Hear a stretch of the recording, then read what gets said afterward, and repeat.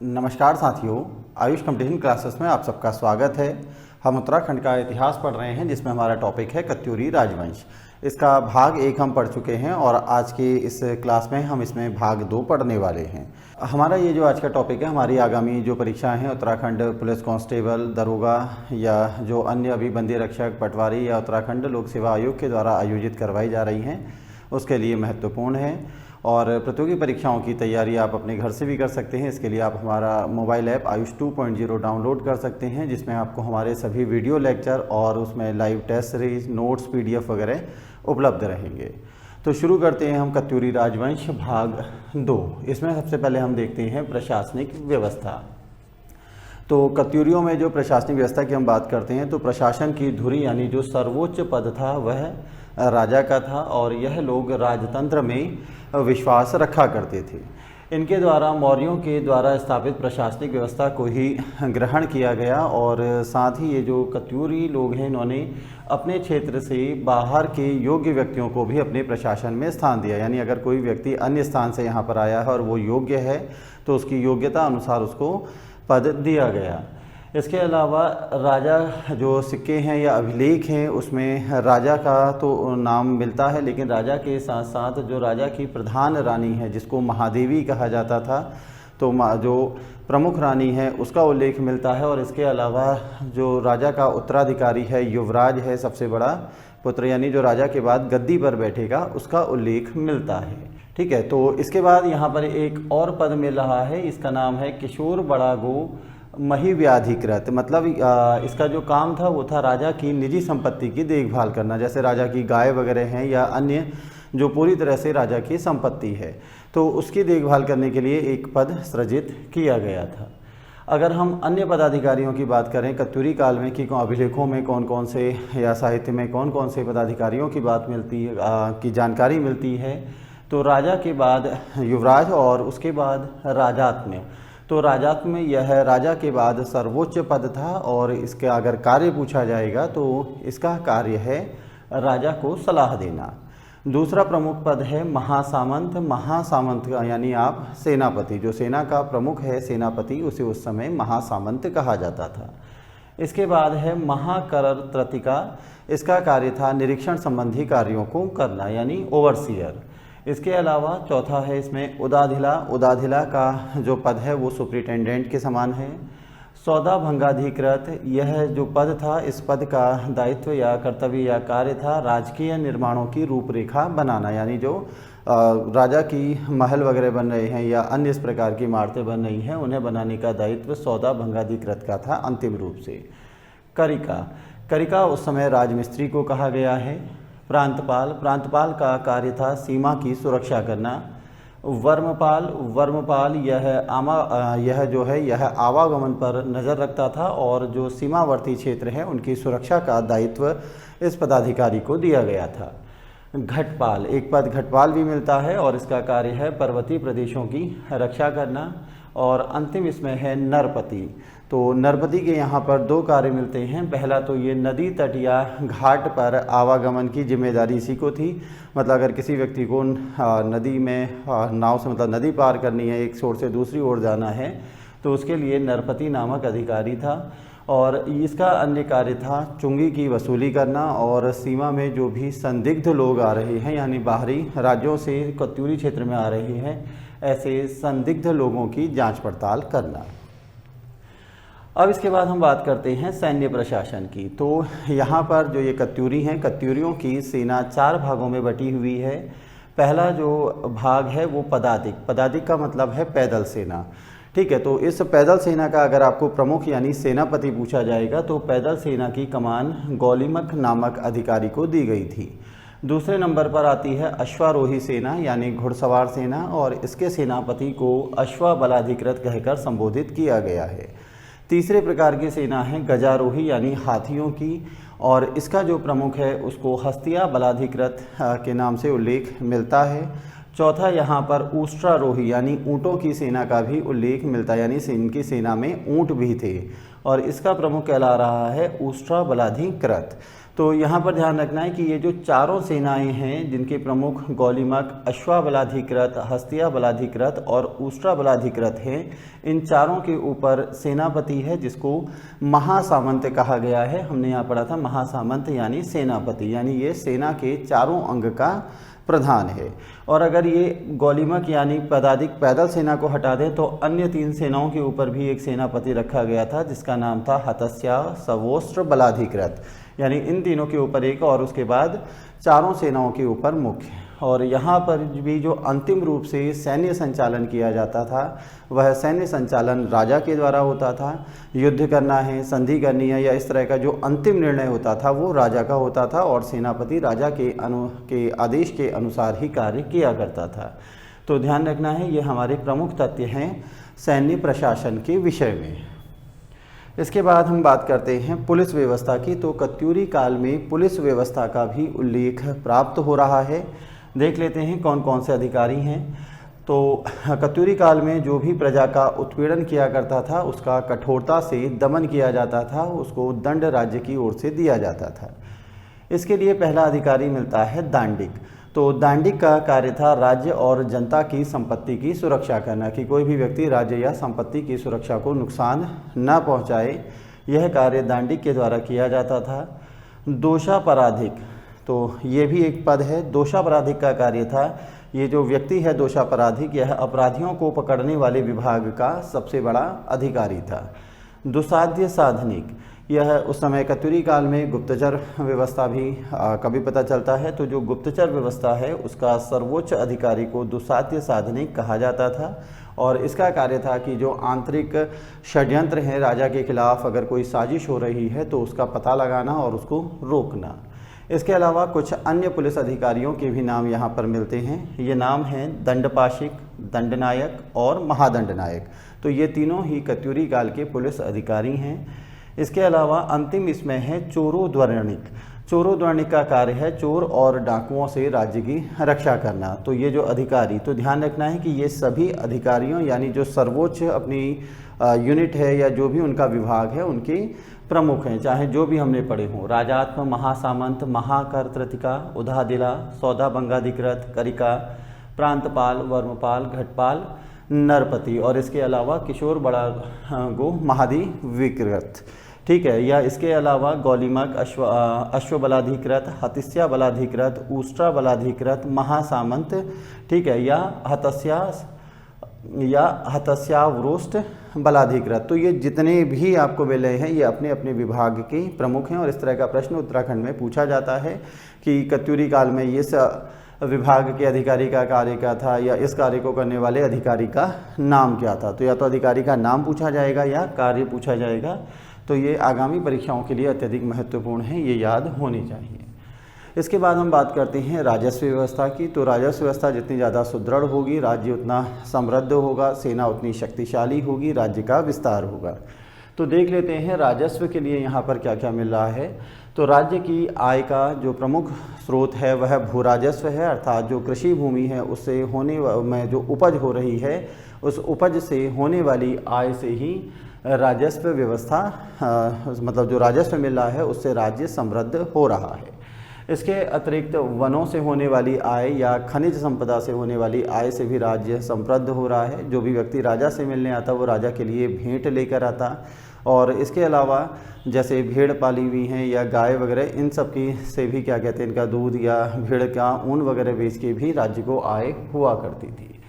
यहाँ पर भी कुछ पदाधिकारी मिलते हैं। जैसे पहले पदाधिकारी का नाम है क्षेत्रफल। तो ये क्षेत्रफल का कार्य था कृषि उन्नति के लिए प्रयास करना। अगला है प्रभातर। प्रभातर का कार्य है भूमि की विधिवत नापजोक करना। जैसे पटवारी भूमि की मापजोक करता है तो उस समय प्रभातर था।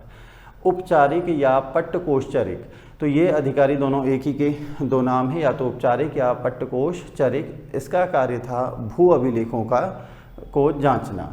इसके अलावा भूमि की माप करने के लिए वहाँ पर द्रोण बमाप और नाली बमाप, ये 2 इकाइयाँ मिलती हैं और आज भी उत्तराखंड के ग्रामीण क्षेत्रों में द्रोण या नाली में भूमि की माप की जाती है। इसके अलावा खंड रक्षा स्थानाधिपति और खंडपति नामक ये 2 अधिकारी भी राजस्व की वसूली से संबंधित थे। भोग, इनकी सहायता के लिए भोगपति और शौल्किक, ये 2 अधिकारी मिलते हैं। इनका कार्य क्या है? भोग या शुल्क आदि करों का संग्रह करना, यानी टैक्स वसूल करने के लिए, संग्रह करने के लिए भोगपति और शौल्किक नामक अधिकारियों की व्यवस्था कत्यूरी राजाओं के द्वारा की गई थी। इसके अलावा एक चीज़ यहाँ पर मिलती है, भट या 4 प्रकार। तो ये भट या 4 प्रकार बेगार का एक रूप था, और जो जनता जो राजा के लिए कार्य कर रही है उनसे बेगार कराया जाता था, अर्थात कार्य करवाया जा रहा है और उसके बाद उनको मेहनताना नहीं दिया जा रहा है। अब हम इसके बात करते हैं कि अगला हमारा आता है प्रांतीय शासन। तो प्रांतीय शासन में यहाँ पर उपरीक और आयुतक नामक 2 अधिकारियों का वर्णन मिलता है। तो राज्य के बाद दूसरी इकाई कौन सी थी? प्रांत। तो प्रांत में ध्यान रखिएगा, उपरीक और आयुतक नामक 2 अधिकारियों का विवरण मिल रहा है। इसके बाद है विषय मतलब जैसे जिले, ठीक है। तो जिलों का जो प्रमुख है वो है विषयपति कहलाता था। जैसे इस समय डीएम कहलाता है तो उस समय पद था विषयपति। और जो कत्यूरी काल है उसमें 5 विषय का उल्लेख, यानी 5 जिलों का उल्लेख मिलता है। इनमें से पहले जो 4 जिले हैं इनका उल्लेख साहित्य में मिलता है, और जो 5वां है उसका उल्लेख जागरों में मिलता है। तो ये कौन कौन से हैं हम देख लेते हैं। पहला है कार्तिकेयपुर, ठीक है। तो कार्तिकेयपुर हम पढ़ चुके हैं, यही जोशीमठ कार्तिकेयपुर, यह पहला विषय या पहला जिला है। ये कहाँ से कहाँ तक था? ये यहाँ पर अलकनंदा नदी बह रही है और यहाँ पर हमारी है, ठीक। तो पहला विषय कार्तिकेयपुर, ये जो अलकनंदा या जोशीमठ से लेकर यहाँ पर कत्यूर घाटी और ये बागेश्वर जो क्या कहते हैं गोमती नदी के किनारे है, तो इस पूरे क्षेत्र को, ठीक है, उस समय कार्तिकेयपुर विषय कहा गया है। तो देख लेते हैं टंकणपुर क्षेत्र कहाँ पर है। यह टंकणपुर क्षेत्र श्रीनगर, यानी यहाँ इसके नीचे इस स्थान पर देवप्रयाग है, ठीक है। तो ये देवप्रयाग से लेकर ऊपर अलकनंदा, यानी जो यहाँ वाला ये क्षेत्र आया, इस क्षेत्र को टंकणपुर विषय कहा गया है, जहाँ से अलकनंदा नदी निकल रही है, वहाँ से देवप्रयाग तक के क्षेत्र को। तीसरा इसमें है अंतराग विषय। तो जो अंतराग है, यहाँ पर आपकी अलकनंदा नदी निकल रही है और इस स्थान से आपकी नदी निकल रही है गंगोत्री से, जिसका नाम है भागीरथी। तो इन दोनों नदियों के बीच का जो क्षेत्र है, इस क्षेत्र को वहाँ पर अंतराग विषय कहा गया है। चौथा विषय है एशाल। तो ये भागीरथी है और यहाँ पर यमुना नदी है, ठीक है। तो ये जो क्षेत्र हमारा इतना आएगा, इस क्षेत्र पर जो जिला था उसको एशाल विषय कहा गया है। तो ये 4 जो हमारे विषय हैं यह साहित्य में मिल जाते हैं। लेकिन जो 5वां है हरिद्वार यानी गंगाद्वार और ये तराई का क्षेत्र, इसका उल्लेख, ठीक है, ये कहाँ पे मिल रहा है? जागरों में या लोक गाथाओं में। तो ध्यान रखना है कि कत्यूरियों के समय में कितने जिले थे? 5 थे। कौन कौन से थे वो हमने देख लिए हैं। पहला है कार्तिकेयपुर, दूसरा है यहाँ पर टंकणपुर, तीसरा है अंतराग, चौथा है एशाल और 5वां है गंगाद्वार यानी हरिद्वार के पास का क्षेत्र। इसके अलावा कार्तिकेयपुर, सुभिक्षपुर हम पढ़ चुके हैं, यहाँ पर राजधानी रही है तंगणपुर, हर्षपुर, ठीक है, या बैजनाथ, कार्तिकेयपुर, यह सभी जो है कत्यूरी कालीन प्रमुख स्थल रहे हैं, जिनका उल्लेख हम इससे पहले भाग में भी देख चुके हैं। अब इसके बाद बात करते हैं कत्यूरी कला की। तो कत्यूरियों के बहुत सारे मंदिर मिले हैं जो कत्यूरी काल के बने हैं, जैसे बैजनाथ मंदिर जो कि बैजनाथ में है, और दूसरा यहाँ बागनाथ मंदिर बागेश्वर। तो बैजनाथ मंदिर भी बागेश्वर ज़िले में ही आता है, गरुड़ के पास में है। तो ये यहाँ पर कत्यूर घाटी में आपको बैजनाथ मंदिर मिलेगा, और इसी तरफ आपको गोमती और सरयू के संगम पर बागनाथ मंदिर, और गोमती और जो यहाँ पर गरुड़ गंगा नदी है उसके संगम पर बैजनाथ मंदिर। तो हम देख लेते हैं कि ये कत्यूरी कला के विषय में क्या क्या यहाँ पर महत्वपूर्ण तथ्य हैं। सबसे पहले तो ये कला की दृष्टि से सर्वाधिक समृद्ध काल माना जाता है, और इस समय जो स्थापत्य हैं, मंदिर हैं, उनको बनाने में काष्ठ और पाषाण यानी लकड़ी और जो विशाल पत्थर हैं, उन दोनों का पर्याप्त मात्रा में प्रयोग किया गया है। अगर ये मंदिर पूछे जाएंगे तो ये मंदिर नागर शैली के हैं। तो हम इससे पहले भी डिस्कस कर चुके हैं कि बेसर, नागर और द्रविड़, यह तीनों भारत में मंदिर निर्माण की शैलियाँ हैं, ठीक है। इसके अलावा मंदिर बहुत बड़े यानी बहुमंजिला नहीं है, जैसे दक्षिण भारत में होते हैं मंदिर, क्या कहते हैं, 1 या 2 मंजिले हैं।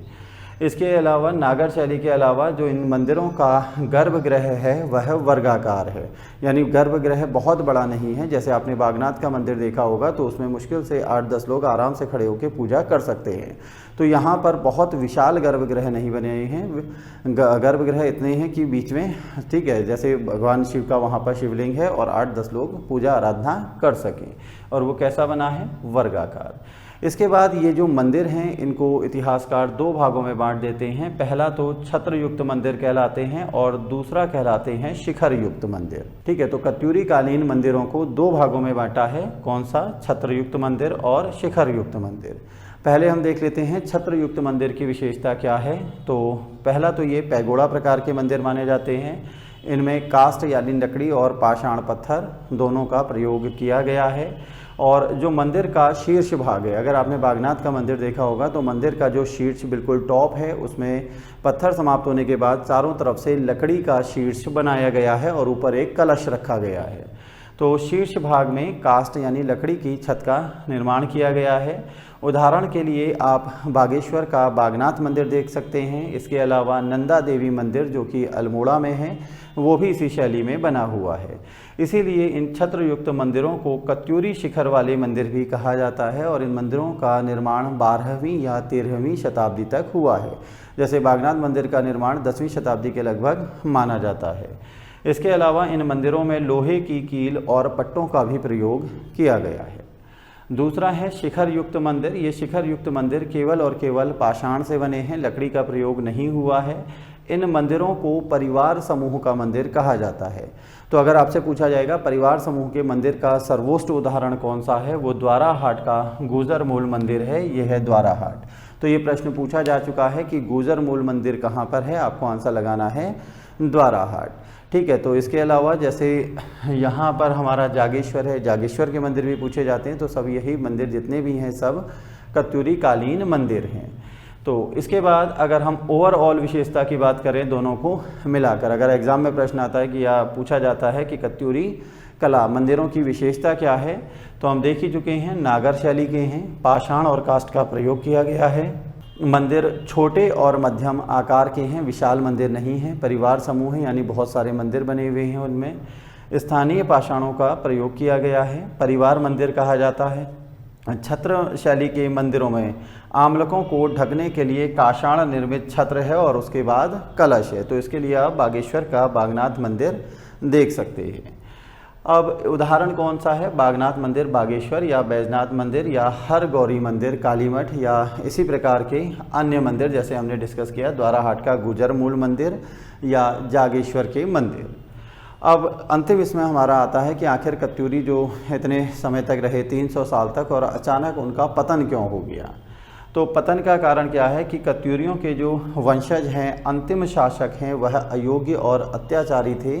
राजा निरंकुश थे और उन्हें जनता के लिए क्या कहते हैं भलाई करने में इंटरेस्ट नहीं था। दूसरा, उस समय वाही आक्रमण हुए जिससे इनकी जो सेना है जो वो कमज़ोर होती रही। शक्तिशाली उत्तराधिकारी का अभाव, यानी जो उसके बाद इनके क्या कहते हैं उत्तराधिकारी हैं वो क्या हैं, अयोग्य हैं। और बाद में ये कत्यूरी क्या है छोटी छोटी शाखाओं में विभक्त हो गए, जैसे काली कुमाऊँ। तो ये जो चंपावत है इस चंपावत को काली कुमाऊँ कहा जाता है। एक शाखा यहाँ आ गई। डोटी, तो ये नेपाल है, नेपाल को पहले समय में डोटी कहा जाता था। अस्कोट, अस्कोट स्थान आपको यहाँ पर मिलेगा धारचूला के पास में। ठीक है, इसी प्रकार बारामंडल, द्वाराहाट, लखनपुर, बैजनाथ। ठीक है, तो बैजनाथ स्थान यहाँ पर है, लखनपुर ये भी आपको यहाँ पर मिल जाएगा, द्वाराहाट। तो इससे पिछली क्लासों में भी हम ये डिस्कस कर चुके हैं। जब हमने राजूला या मालूशाही की कहानी पढ़ी थी तो द्वाराहाट, लखनपुर ये सारे क्षेत्र हमने देखे थे। तो कत्यूरी शक्तिशाली नहीं है, छोटी छोटी शाखाओं में विभक्त हो गए हैं। और जैसे हमने पढ़ा कि अंतिम शासक अयोग्य हैं, तो जो अंतिम शासक है इस वंश का वीरदेव या बीरमदेव, उसकी हत्या उसके कर्मचारियों ने ही कर दी। और बाद में यहाँ पर चंपावत में चंद वंश का उदय हुआ और ये जो चंद वंश हैं ये प्रारंभ में कत्यूरियों के सामंत थे, लेकिन बाद में इन्होंने शक्ति प्रदर्शन यानी अपनी शक्ति बढ़ाई और कत्यूरियों को यहाँ से क्या करा, उनको पराजित किया और अपना पूरे क्षेत्र पर उन्होंने अधिकार कर लिया। तो ये थे कत्यूरियों के पतन के कारण। तो ये जो हमारी आज की क्लास थी, इसमें हमने कत्यूरी जो हमारा राजवंश है उसकी प्रशासनिक व्यवस्था, उनके प्रमुख पदाधिकारी, सैन्य प्रशासन, पुलिस व्यवस्था और भू राजस्व या उनके प्रांत या कत्यूरी कला और पतन के कारण देखे। इसी के साथ हमारा आज का ये टॉपिक समाप्त होता है। धन्यवाद।